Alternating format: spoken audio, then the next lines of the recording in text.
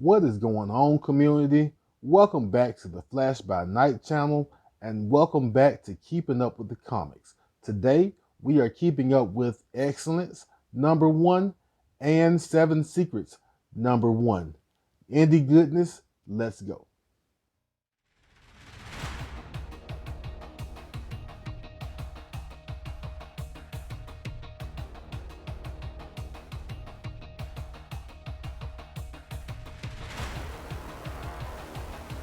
So, the first book that I want to keep up with today is Seven Secrets #1 by Tom Taylor and Danielle Diniculo.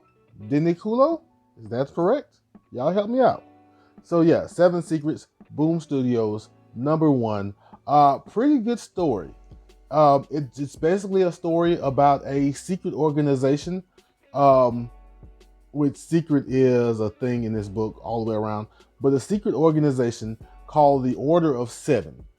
Basically, throughout history, this organization has protected these seven secrets, these seven cases that contain secrets that could basically destroy the world. And so it's their solemn oath to keep them secret and not let them come into dangerous hands. But as we're gonna see, that's not so easy. And we kind of start off the book with our main character narrating, young man named Casper. But the story that he is narrating right now is not his story, but the story of his mother and father. So we start off and we are introduced to Eva and Sigurd. And they are what they are called the holder and keepers of one of the secrets. So you have one person who's the holder, and that's Eva, and so she holds the case, and Sigurd is the keeper, so he's keeping the secret and keeping her safe. But they get split up during this confrontation. He tells her to go ahead, he'll catch up with her. She kind of makes a joke about having to come back and rescue him because he hates to be rescued. But they have to split up basically. And then moving forward, you find out that in the present time, at least 15 years later, 15 years ago, I'm really tripping over my words, but 15 years ago, they got pregnant. Of course, this is with Casper, and it was kind of a secret romance and should have been a secret child because the Order of Seven does not allow you to have children because they can't have anything be more important in your life than the case and the secrets that they're protecting. So they go and eventually have to tell Tajana, who is right now the leader of the Order of Seven, about the baby. And long story short, they have two options. They can either A, give up the baby to the Order of Seven and keep their jobs, or B, step back from being a holder and a keeper and keep their child. And Tajana, amongst other people, wanted them to step back from the job and keep their family together. But Sigurd and Eva both realized that it's important, and they made a promise, an oath, to keep these secrets safe. And so they decided to basically let the Order of Seven have and raise their child. And of course, throughout the book, Casper, who is the child, is narrating, and he's kind of telling you his feelings about it, about his mother, and most of all about his father, because he didn't understand why he was given up for adoption and why they chose what they chose. But later on, you find out that in the present day, in this confrontation that they're in, Sigurd is hurt and he is not going to be able to catch up with Eva like he thought. And so the book, issue number 1, kind of ends tragically for that couple. I won't tell you exactly what happened because I want you to check out this book. But I'll tell you, it kind of brought a tear to my eye. It made me a little misty to read the end of this issue, but it's really good. If you're a fan of Tom Taylor's, you know Tom knows how to hit you in the feels. He knows how to do emotion in his writing, and it really shines through here. Right now, Seven Secrets is at issue number 6. So it's not a bad time to jump in if you haven't read the book. It should be pretty easy to catch up with, and it reads pretty well. I'm enjoying it. I'm going to keep up with this story, and I hope you start and keep up with it too. The second book that I want to keep up with today is Excellence number 1, Skybound image book by Brandon Thomas with art by Carrie Randolph. I'm sorry. But this book is really, really good. It is about basically a magical family and a magical hierarchy with this organization called the Aegis, which is basically made up of 10 magic-wielding families. And it's a story about power. There's a little bit of race mixed in, but I think it's more so power than race, in my opinion. There's also family problems, family troubles, and we'll get into that. We'll get into that strong. And it's a really, really good book. A lot of things coming at you, but I really enjoy it. So let's get into it. So when you first open the book, because there are rules to this, you get the rules about how to conduct yourself as part of the Aegis organization. What you can do with your magic, who can perform magic, and all of the rules that they have to live by. And then we are, of course, introduced to our main character, Spencer Dale, as a baby.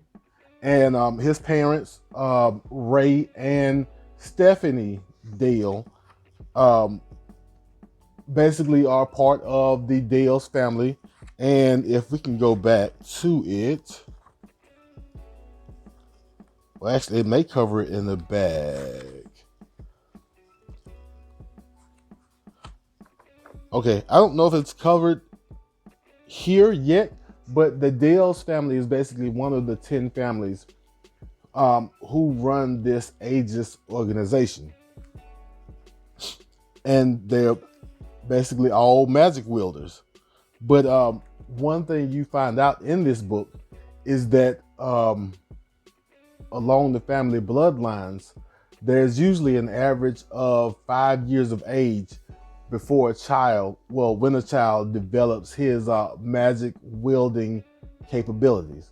And so kind of like Luke Skywalker in the Star Wars series, you're going to find out that Spencer is late, and even at 8 or 9 years old, he still has not started wielding magic. And the problem with that is that his father is nervous that his son is not going to carry on the family bloodline, the family tradition, and he's kind of embarrassed in a way. And his mother, Stephanie, sticks up for him, tells Ray not to kind of cast this son aside like that, not to treat him like just a person who should take on the magical role, but treat him as a son.